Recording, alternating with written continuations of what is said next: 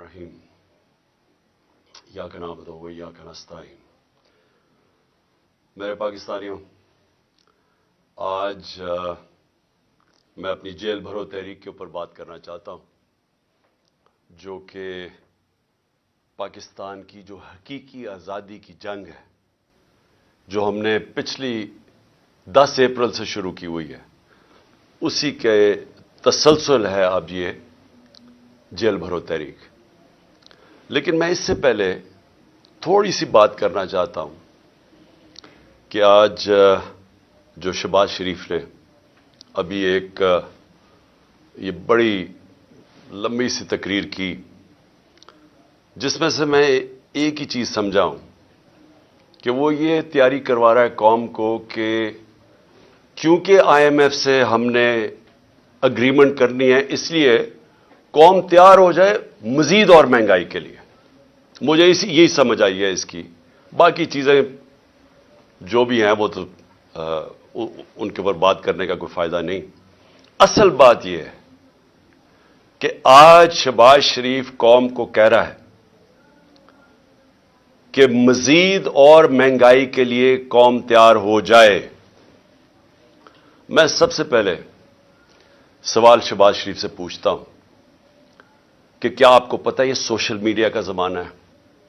اب جب بھی جو بات کرتے ہیں تو اب ایک ایسا زمانہ آ گیا ہے کہ ایک دم وہ آپ کی پرانی تقریریں اور آپ کی جو بھی آپ نے پہلے لوگوں سے وعدے کیے ہوئے ہیں، وہ سب 1 منٹ میں وہ نکال کے سامنے لے آتے ہیں۔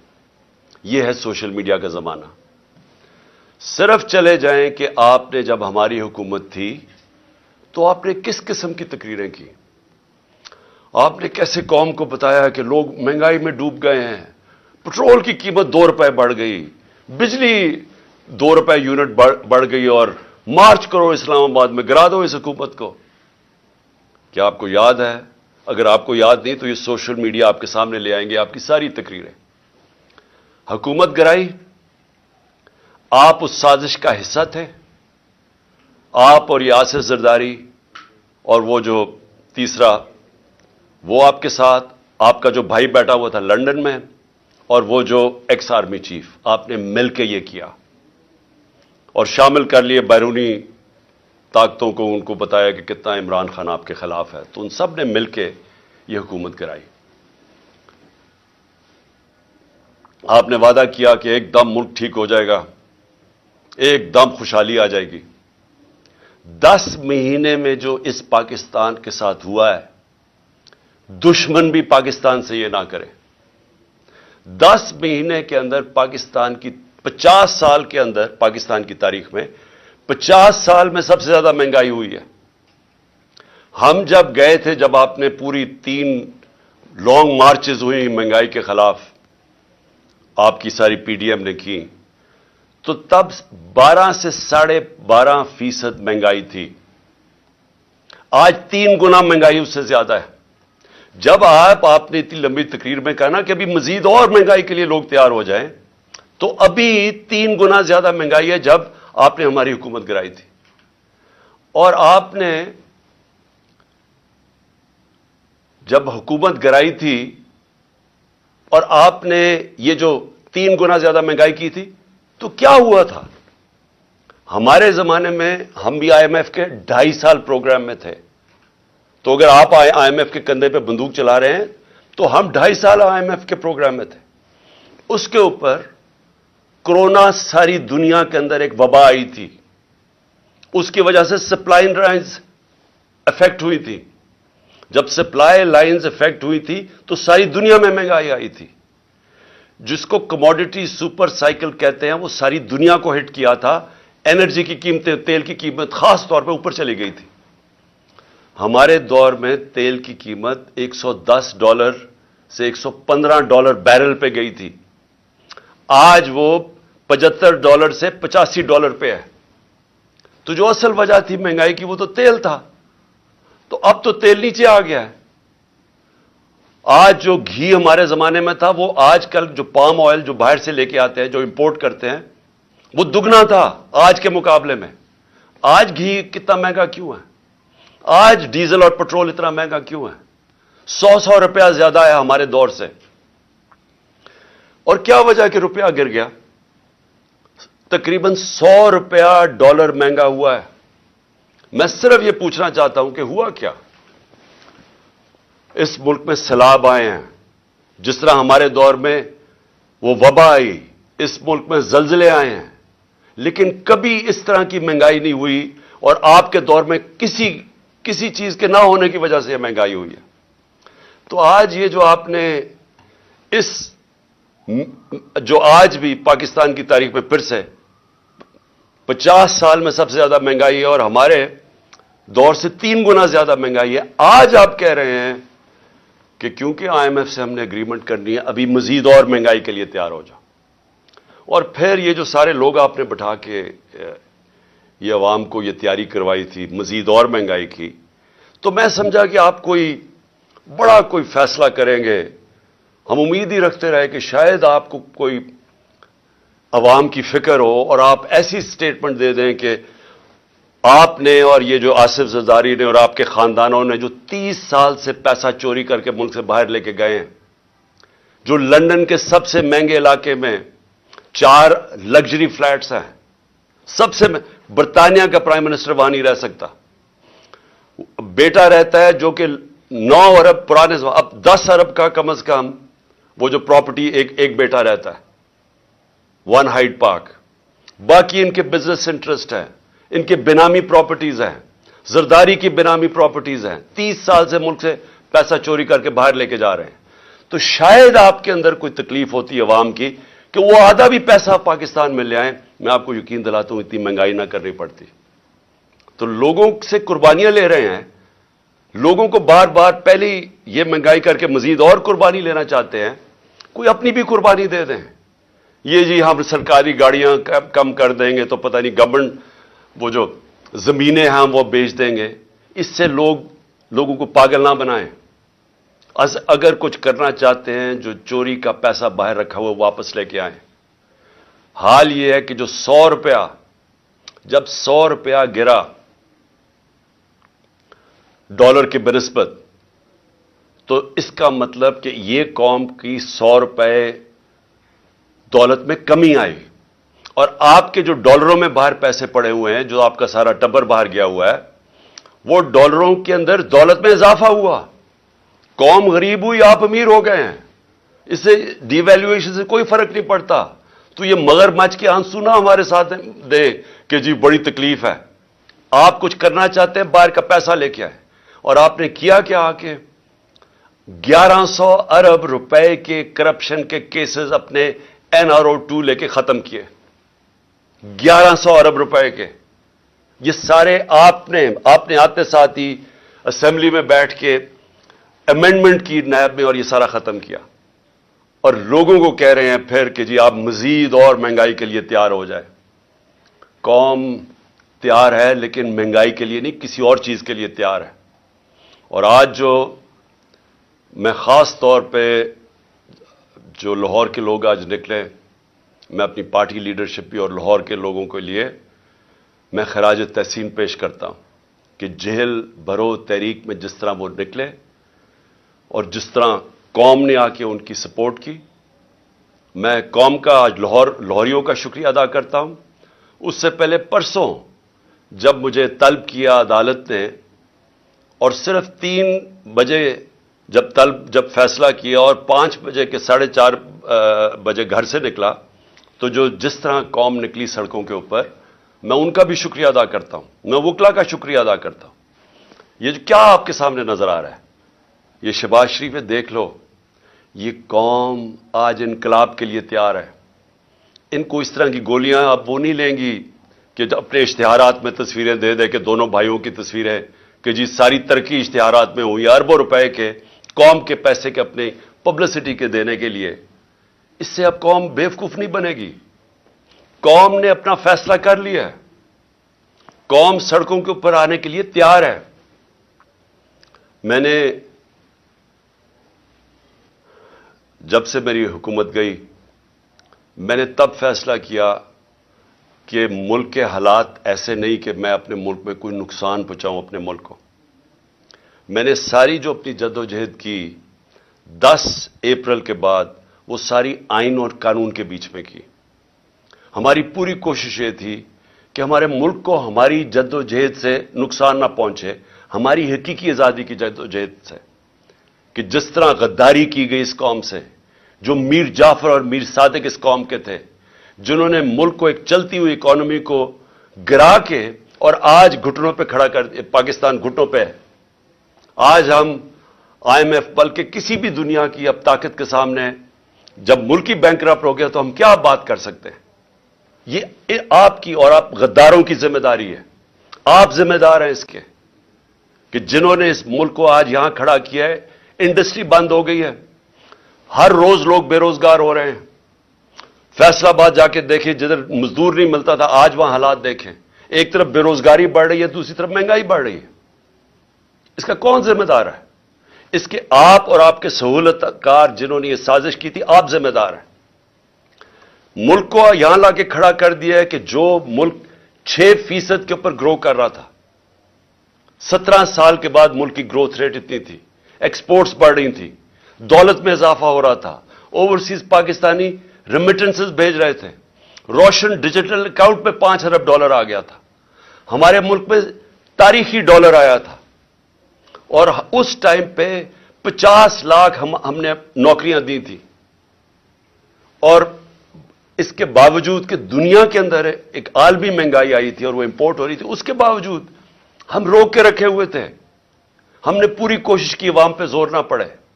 اس گورنمنٹ کو گرا کے آج پاکستان کو ادھر کھڑا کیا ہے. میں یہ سمجھتا ہوں کہ یہ تقریباً ایسے لگتا ہے کہ سازش تھی پاکستان کے خلاف. اور یہ جو میری حقیقی آزادی کی جو تحریک ہے وہ ملک کو اس طرح کے غداروں سے آزاد کرنے کے لیے. ہمارا مقصد کیا ہے؟ پاکستان کے اندر آئین اور قانون کی حکمرانی ہو, جنگل کا قانون نہ ہو. ہم وہ چاہتے ہیں کہ پاکستان میں جس کو رول آف لا کہتے ہیں, انصاف ہو. ہمارے ساتھ جو کیا گیا جب سے ہماری حکومت گرائی, ہر قسم کا حربہ استعمال کیا گیا ہمارے خلاف. ہمارے جس کو فنڈامنٹل رائٹس کہتے ہیں, بنیادی حقوق, جس کے اوپر ایک معاشرہ کھڑا ہوتا ہے, جو ایک انسان کی حفاظت کرتا ہے طاقتور کے ظلم سے. جو ایک حکومت جب غلط کام کرے تو ایک آئین اس کے بنیادی حقوق کی حفاظت کرتا ہے, وہ ختم کیے گئے. جو 25 مئی کو ہوا, لوگوں کے گھروں میں گھس گھس کے انہوں نے لوگوں نہ چادر نہ چار دیواری کا سوچا, لوگوں کے اوپر جو ظلم کیا, نہ عورتوں کے دیکھے. ایک 11 سال کے بچے کو اٹھا کے صبح کے 3 بجے لے گئے پولیس اسٹیشن کیونکہ باپ نہیں تھا اس کا. جو 2 لوگ ہمارے شہید ہوئے, اس میں کتنے لوگ انجرڈ ہوئے. عورتیں بچے دیکھ رہے تھے, ان کے اوپر ٹیئر گیس شیلنگ کی. پرامن احتجاج ہو رہا تھا. ایسے لگ رہا تھا جیسے مقبوضہ کشمیر میں ہے, کہ جیسے کوئی بیرونی ہمارے اوپر طاقت ظلم کر رہی ہے. کوئی کسی کو فکر نہیں تھی کہ ایک بنیادی حق ہے ایک جمہوریت کے اندر کہ پرامن احتجاج کیا جائے. اس کے بعد کیسز بنائے گئے, نیب کیسز بنائے گئے.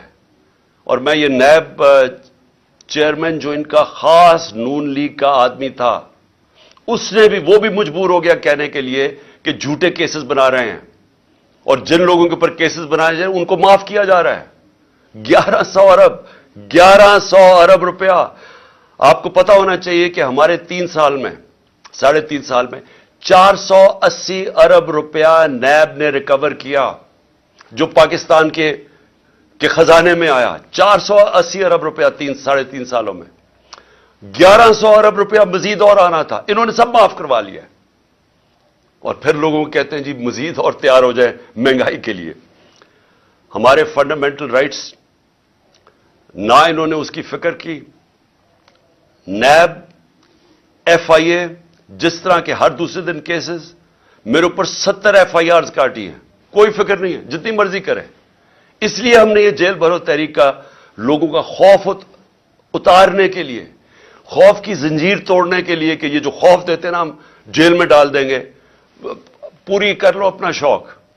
देखा जिस तरह आज लोग निकले हैं, सारी हमारी लीडरशिप ने खुद लीड फ्रॉम द फ्रंट किया। उन्होंने कहा हम तैयार हैं जेलों के लिए।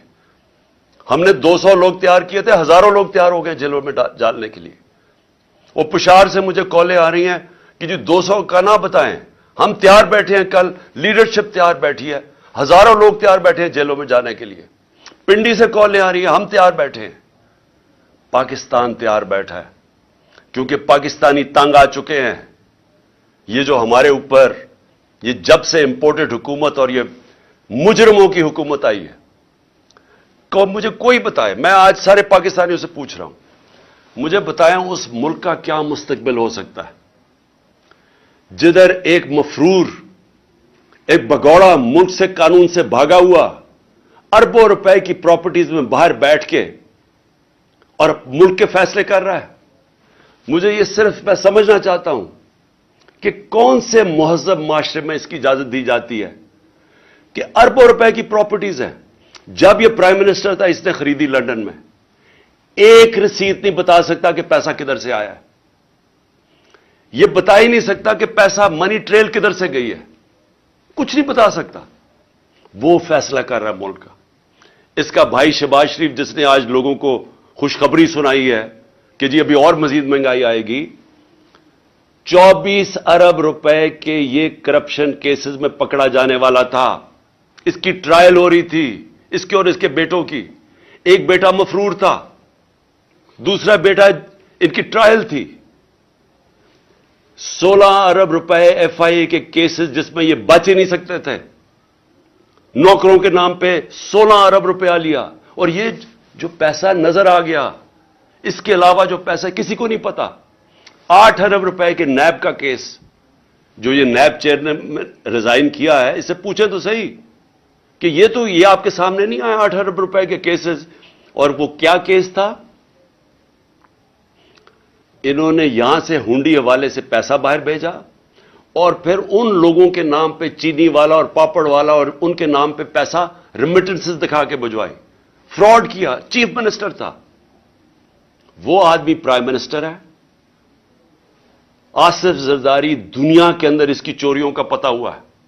इसको मुझसे 10% कहते थे। फेक अकाउंट्स केसेस में ये पकड़ा हुआ था। अरबों रुपया इस मुल्क, उसने अलहदा मुल्क से बाहर भिजवाए। वो इस मुल्क का दानश्वर बना हुआ है, वो चीफ एडवाइजर है उसकी, वो गवर्नमेंट का हिस्सा है। राना सनाउल्लाह, जितना अपना इनका नून लीग का वो मिनिस्टर कहता है, उसका बाप कहता है कि इसने 18 कत्ल किए हैं। कई फैसलाबाद के लोगों से पूछें कि इसका ट्रैक रिकॉर्ड क्या है, कौन सा जुर्म है जिसमें यह मुलव्वस नहीं है।